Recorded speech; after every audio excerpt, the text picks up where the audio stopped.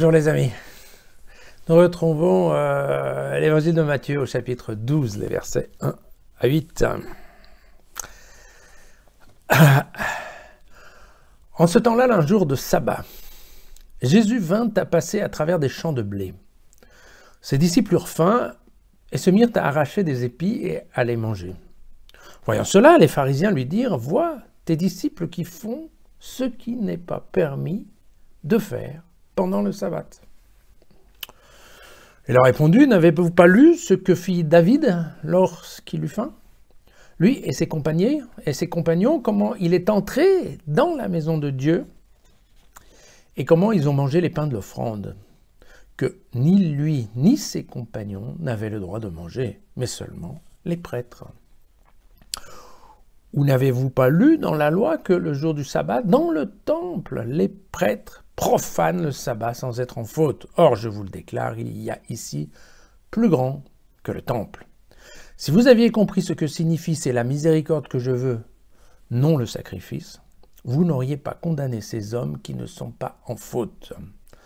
Car il est maître du sabbat, le Fils de l'homme.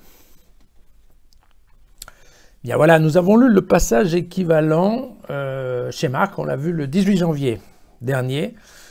Si vous retournez dans jésusfacile.com à cette date-là, vous allez retrouver un certain nombre de commentaires et d'explications que je vous ai donnés sur le sabbat, comment ça fonctionne et ce qui est permis, ce qui est interdit, enfin ce genre de choses.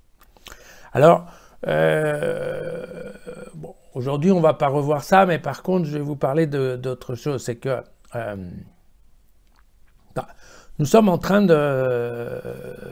d'être dans une controverse, certes, mais qui a surtout à voir avec ce qu'on appelle la casuistique.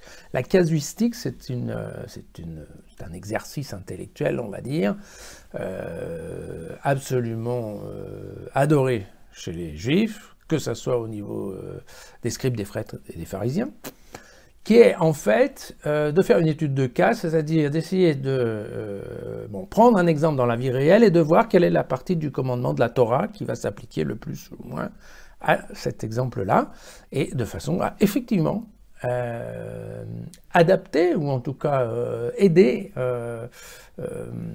la communauté juive à trouver dans la Torah un certain nombre de décisions, voilà, de justice, mais qui peut être de justice aussi, de conseils de comportement ou de choix à faire. Voilà.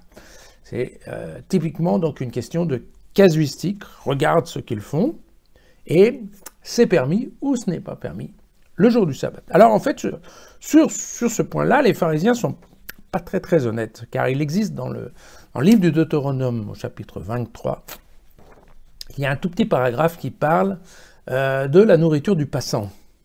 Et entre autres, il est spécifié qu'un passant qui a faim peut éventuellement rentrer dans une vigne, la vigne de son prochain, et manger quelques raisins. La seule chose qu'il n'a pas le droit de faire, effectivement, c'est de prendre des raisins et de les emmener, puisque là, ça serait effectivement considéré comme du vol. Et de la même façon, il explique qu'un passant qui a faim peut aussi rentrer dans un champ de blé et arracher quelques épis à la main pour se nourrir, mais que par contre, bien entendu, il n'a pas le droit de prendre une faucille et de commencer à faire la moisson, puisque là encore, on serait en train de parler de vol. Et là, vous voyez, très clairement, il pousse le bouchon un peu loin quand il commence à dire « Ah oui, tu les as vus, ce qu'ils font, c'est en fait, ils travaillent, et c'est ça, c'est interdit dans le sabbat. » Vous voyez que, typiquement, ce n'est pas vrai. Et alors, ce qui est intéressant, c'est que Jésus se refuse d'entrer dans cette conversation de casuistique, car Jésus aurait très bien pu répondre « Ah, mais attendez, il existe dans le Deutéronome 23, le paragraphe tatati tatata, et donc, vous avez tort, ils ont raison, paf, terminé, plus de discussion. » Alors, Jésus refuse de rentrer dans cette conversation.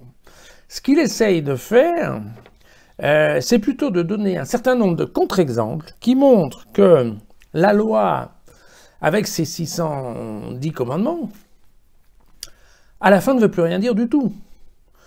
qu'il y a autant de commandements que d'exceptions et qu'à la fin, on ne sait absolument plus où se retrouver.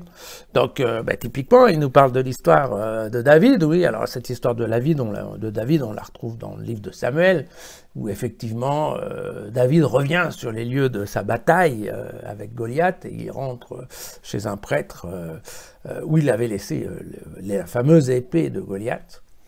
Et il va voir le prêtre, et en fait il meurt de faim, et donc le prêtre lui dit, écoute, moi j'ai rien à manger si ce n'est les offrandes, qui normalement sont réservées au prêtre, mais écoute, si tu as faim, vas-y, prends-les. Et donc voilà, il le fait. Et puis l'autre point, et donc là typiquement, nous sommes dans un des exemples, alors là, quand on est dans le livre de Samuel, on est typiquement dans la Torah, en tout cas si ce n'est pas dans la Torah, en tout cas dans les textes qui sont vraiment les textes historiques, qui ne sont absolument pas discutables par les Juifs, et vous voyez que c'est typiquement un contre-exemple dans lequel il y a des cris qu'on ne peut pas manger, mais en fait, oui, il y a quand même des gens qui ont mangé et qui s'en sont sortis. Il y a exactement, voilà, il fait aussi la discussion, ça va être également un texte qui a à voir, alors cette fois-ci c'est plutôt avec le livre du Lévitique, qui est en effet un certain nombre d'exemples dans lesquels effectivement le jour du sabbat, il y a plus de travail dans les temples parce qu'il y a un certain nombre de rites qui sont spécifiques au sabbat et qui viennent s'ajouter aux offrandes habituelles du jour de la semaine. Et donc en fait, il dit, oui, mais regardez, alors vous dites qu'il ne faut pas travailler le jour du sabbat, mais quand on prend l'exemple du temple, qui est vraiment... S'il y a un terme qui est sacré, c'est bien ici. Quand on regarde le travail des prêtres, eh bien, on se rend compte qu'ils ont beaucoup plus de travail le jour du sabbat. Et cet excès de travail, il est bien donné par, effectivement, la loi. Donc vous voyez que, en fait, c'est bourré de contre-exemples. C'est exactement ce qu'utilise notre ami Jésus, pour leur dire, écoutez, vos histoires de loi, ça tient vraiment pas la route, il n'y a même pas besoin d'aller se lancer très loin pour comprendre que ça ne marche pas.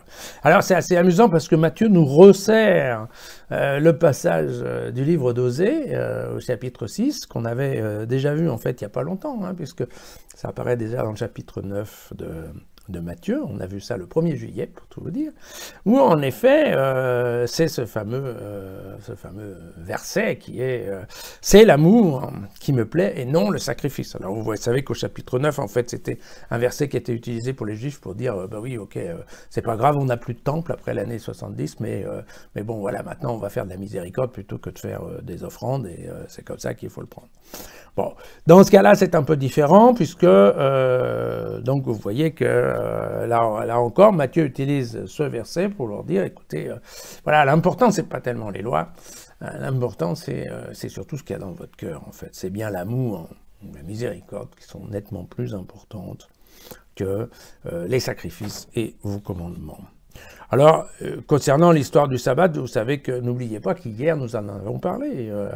Il a bien proposé, vous vous souvenez, cette histoire. Venez à moi, mon joug est léger, je suis doux et humble, et j'offrirai le repos de l'âme, le repos de votre âme. Et donc, voilà, donc la question, c'est que si effectivement, Jésus offre le repos de l'âme, alors à quoi sert le sabbat, puisque effectivement, au départ, le sabbat était prévu pour être un jour de repos.